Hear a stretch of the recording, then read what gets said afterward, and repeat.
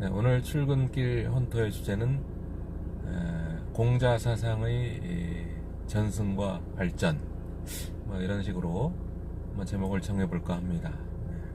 대한민국의 오늘날의 사상은 종교적인 사상과 철학적인 사상, 우리가 좀 정리를 해볼 수가 있을 텐데요.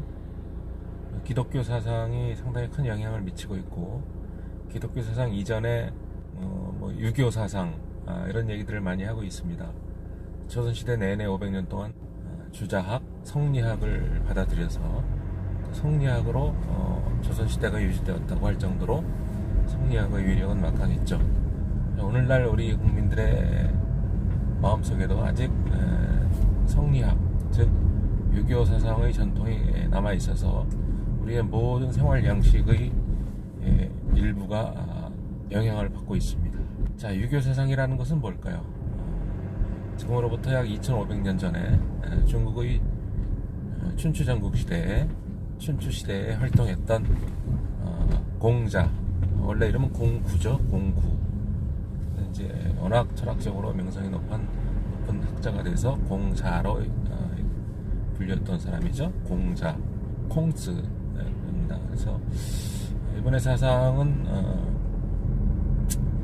인간의 마음속에 가장 크게 자리 잡아야 할 덕이라고 하는 것은 어질 인자, 인 사상이어야 한다라는 걸 강조했고, 이 인 사상으로부터 가족이 평화로워야 되고, 그러려면 형제 간에 우애가 있어야 되고, 부모님께 효를 다해야 되고, 나라에는 충성을 다해야 되고, 효충 사상, 또 믿음이 강해야 된다, 효제 충신, 뭐 이런 말도 있죠. 그래서 정치도 인 사상을 가지고 정치를 해야 된다, 뭐 이런 주장을 했었던 사람이 공자였습니다. 공자. 굉장히 많은 사람들이 제자가 있었는데요. 제자들 하나하나가 다 훌륭한 생각과 철학을 갖고 있었지만, 나중에 나타난 맹자가 공자의 사상을 가장 제대로 이어받은 제자로 이렇게 평가를 받고 있습니다. 그래서 공자의 사상을 공맹사상 이렇게 부를 정도죠. 맹자는 공자의 사상을 더욱 발전시켜서 성선설을 주장했던 사람이죠. 인간에게는 기본적으로 어진 마음이 있는데, 이 어진 마음으로부터 네 가지의 어떤 마음이 존재한다, 이런 얘기를 했습니다. 불쌍한 사람들을 보면 측은한 마음이 생기는 거, 이게 어질기 때문에 갖고 있는 마음이라는 거죠. 측은지심. 그 다음에 일을 잘못하거나 창피한 일을 하게 되면 수호지심을 느낀다는 거죠. 창피한 마음이 있다라는 거고, 사람의 마음이 착하지 않으면 느낄 수 없는 감정이죠. 수호지심. 그 다음에 뭐 먹을 것이 많다거나 또는 이익이 있다거나 할 때는 반드시 이웃과 나누고자 하는 마음이 있죠. 또는 양보하고자 하는 마음이 있습니다. 이런 마음은 착한 마음에서만 나올 수가 있겠죠. 이것을 뭡니까? 사양지심, 이렇게 불렀던 것이고, 그 다음에 옳고 그른 것을 보면 판별할 줄을 안다. 어떤 것이 옳고 어떤 것이 그런 행동인지를 기본적으로 사람들은 알고 있단 말이죠. 이것이 바로 또 어진 마음에서 나오는 마음이다, 생각이다 하는 거죠. 시비지심이라고 합니다. 이런 각각의 네 가지의 기본적인 마음으로부터 네 가지의 덕을 정리할 수가 있는데, 그래서 측은지심과 같은 것에서 인, 그 다음에 수호지심은 의, 그 다음에 사양지심은 이해, 그 다음에 시비지심은 그 지혜지자에서 나오는 것이다, 이렇게 봅니다. 지혜롭기 때문에 시비지심이 생기는 것이죠. 그래서 인, 의, 이해지라고 하는 네 가지 덕목이 바로 명자가 주장했던 네 가지 그 실마리 단에서 나오는 것이다 라는 것이죠. 공자의 인 사상을 더욱 발전시켜서 세분화시켰고, 그 다음에 정치도 이런 어진 마음을 가지고 해야 된다, 뭐 똑같이 얘기를 했고, 이러한 정치 사상을 왕도 정치다, 이렇게 불렀었죠. 왕도 정치. 이렇게 발전을 시켰던 공자의 사상은 맹자의 제자였던 순자에 이르러서는 인간은 어진 마음을 가진 데서부터 출발한다라고 하는 맹자의 성선설과 달리, 순자는 그 맹자의 제자이면서도 인간에게는 기본적으로 악한 마음이 있다를 주장해서 독한 학설을 주장을 했죠. 그것을 순자의 성악설이라고 부릅니다. 그래서 그 인의 예지 네 가지 덕목 중에서 가장 인간에게 필요한 덕목은 예다. 예의를 지킬 줄 알아야 그런 인간의 악한 마음을 다스릴 수 있다, 그런 얘기를 했었죠. 그래서 바로 이런 순자의 사상이 춘추전국 시대가 정리되고 진나라로 통일된 다음에 소위 법가 사상으로 출현을 하게 되는 것입니다. 법가 사상은 인간의 마음은 악하다라고 하는 순자의 사상을 기본 출발점으로 한다고 볼 수가 있습니다. 그래서 법으로서 강력히 다스려야만 국가 질서가 유지가 된다, 이런 식으로 얘기를 했고, 그에 따라서 이론적으로 공자의 사상을 배척을 했습니다. 그래서 공자의 학문을 따르는 많은 무리들, 그런 유학자들을 다 갱 속에 넣어서 산채로 죽여버렸죠. 그래서 갱리우라고 하고, 그 다음에 그 관련 책들은 다 불살라버렸습니다. 분서라고 하죠. 그래서 중국 진나라 시대의 분서갱류 사건은 너무나 유명합니다. 그렇죠? 그 사건을 이렇게 이끌었던 그 학자는 이사라고 하는 법가 사상의 대가죠. 사실 법가 사상의 대가로 우리가 잘 알고 있는 사람은 이사도 잘 알지만, 한비자라고 하는 사람, 원래 이름이 한비인데 대단한 학문적 성과를 이루었기 때문에 자자를 붙여서 한페이츠를 한비자라고 부릅니다. 그래서 진나라 때 공자의 사상은 자취를 감추게 됩니다. 공자의 사상을 말하고 다니면 다 죽음에 이르렀기 때문에, 그 진시황의 포악정치 때문에 유학 사상은 중단되게 되었지만, 그 후에 다시 진나라의 뒤를 이어 중국을 지배하게 된 나라가 한나라죠. 한왕조. 다 왕조입니다. 중국은 왕조. 한왕조 때 다시 이제 그 법가 사상은 퇴보하고 중국 고유의 공자 사상, 유학 사상이 중국 고유의 사상이다, 이렇게 해서 중국 그 공자의 사상을 다시 되찾게 됩니다. 하지만 그 책들을 다 불살라버리고 유학자들을 다 죽여버렸는데 어떻게 되살아날 수 있었을까요? 중국은 한자 문화권이죠. 그래서 모든 한문을 공부할 때에는 그 한문을 암송하면서 외우는 방법이 가장 최고의 방법입니다. 그래서 많은 유학자들이 공자의 사상을 다 외워가지고 공자의 저서들을 다 외워버렸죠. 그래서 많은 유학자들을 죽였다고는 하지만 아직도 많은 사람들이 다 공자의 책들을 다 외우고 있었기 때문에, 그 한나라 때에는 그 공자의 저서들을 외운 것을 다시 책으로 만든 그런 학문이 유행을 했습니다. 이것을 이제 훈고학이다, 공자의 사상에 여러 가지 주석과 훈을 달아서 학문을 완성시켰다고 해서 훈고학이라고 하죠. 훈고학. 한나라 때 번성했던 유학 사상은 훈고학이었다, 그렇게 배웠죠 우리가. 이런 것은 나중에 당나라 때, 그 다음에 청나라 때까지 이어지게 됩니다. 훈고학은.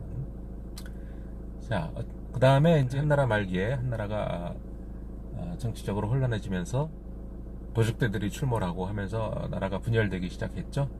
그 혼란한 나라를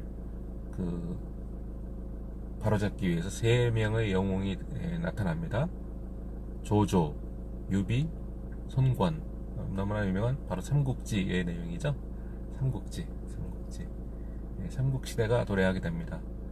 유비의 촉한이라고도 하죠. 그 다음에 조조의 위나라, 그 다음에 손권의 오나라, 이렇게 해서 삼국이 번성을 했었습니다만, 결국은 조조가 세운 위나라에 조조의 아들인 조비가 있었고, 조비의 신하였던 사마예든가요? 사마씨가 정권을 찬탈하게 됩니다. 다시 진나라, 원래 진시황 때 진나라과 좀 한자가 좀 다르게 생겼습니다. 진나라가 삼국을 통일을 하게 되는 거죠. 그런데 그 통일한 그 진나라의 세력은 5호 16국, 5부족이 있었죠. 5호 흉노선비 강갈처, 5호가 세운 16개의 나라가 있었고, 남쪽에는 또 남조시대가 열렸죠. 남조시대. 그 남조시대 양나라도 있었는데, 양나라 때 가장 번성했던 그 황제 이름이 무제죠. 그래서 양무제만 기억이 납니다. 이 양무제 때, 양무제는 인도의 불교 사상을 크게 받아들여서 전국적으로 불교 사원을 짓고 불교의 융성에 힘썼던 그런 왕이었습니다. 그 당시에 양무제 때 인도에서 누가 오느냐 하면 그 사람이 바로 유명한 달마대사입니다. 달마대사.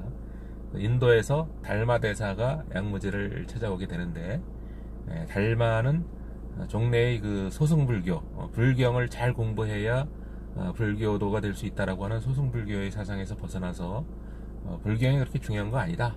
나무아미타불만 잘 외우고 첨선, 좌선만 할 수 있으면 된다. 라고 하는 대승불교를 이끌었던 사람이죠. 그래서 달마대사가 양무제를 찾아서 대화를 나눴던 일이 유명하고요. 그 후에 우리 요즘에 그 소림사, 무술로 유명한 소림사의 뒷산까지 가서 그 토굴 속에서 9년 동안이나 면벽 참선을 했다라는 9년 면벽 사건도 또 굉장히 유명한 사건으로 알려져 있습니다.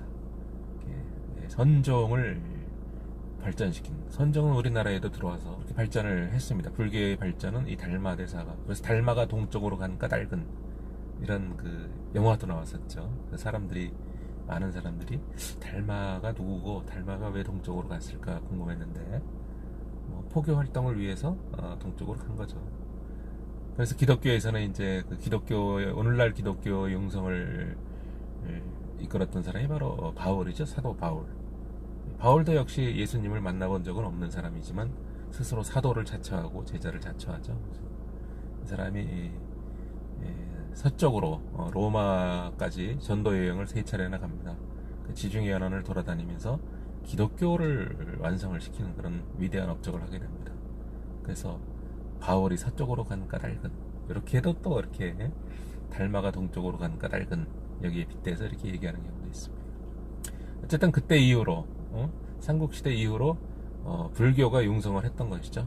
그러다가 이것이 이제 그 송나라 때 수나라, 당나라, 그러니까 5, 16 위진 남북조 시대를 통일하는 나라가 딱 수나라죠. 수나라. 그다음에 짧은 수나라를 끝내고 당나라가 들어서게 되는데, 당나라 때도 불교는 발전을 하게 됩니다. 그다음에 당나라가 끝나면서 이제 송나라가 들어서게 되는데요. 당나라가 끝나고 송나라가 들어서면서 5대 10국이라고 하는 또 혼란기가 또 들어오게 됩니다. 송나라가 북쪽에 침략을 받아서 남쪽으로 수도를 이전하게 되죠. 그래서 북성에서 남성으로 이렇게 바뀌어져서 불리우게 됩니다. 남성의 철학자였던 주희라고 하는 사람이 나타나서 우리 중국의 고유의 사상은 유학 사상인데 왜 불교 사상이 이렇게 지배를 하는가? 거기에 깨우침을 얻어가지고 다시 공자의 사상을 다시 부흥시키게 됩니다. 그래서 공자의 저서 중에서 공자의 오경이라고 있죠. 시경, 서경, 역경, 얘기, 춘추, 여기에다가 이 대학과 중용이라고 하는 책을 그 얘기에서 뽑아내서 새로 만듭니다. 그래서 국민들이 꼭 읽어야 될 4가지의 책을 사서라고 해서 이 주자가 만들어 놓죠. 그래서 오늘날 우리가 알고 있는 사서 삼경, 이거는 주자가 만들어 놓은 편제입니다. 공자가 사서를 만든 것이 아니고 사서 중에서 대학과 중용, 이것은 얘기라고 하는 책에서 뽑아낸 것이다, 이렇게 생각하면 됩니다. 주자가 만든 그 학문을 주자의 이름을 따서 주자학이라고도 부르고, 특히 공자의 사상 중에서 그 이론적인 부분을 더욱 강화시켜서 특별히 성리학이라고 또 불렀었죠. 이 주자의 성리학이, 이때로부터 이제 중국은 다시 공자의 사상이 지배적인 사상으로 등장을 하게 됩니다. 그래서 이 주자의 주자학, 성리학이, 그 다음에 명나라 때로 가면은 송나라 다음에 원나라고, 원나라 다음에 명나라, 그 다음에 청나라, 이렇게 되죠. 명나라 때 왕양명이라는 사람이 양명학으로 발전을 시켰고, 청나라 때 와서는 이게 고증학으로 또 발전이 되죠. 이 중국의 사상의 뼈대는 유학 사상이라고 할 수가 있습니다.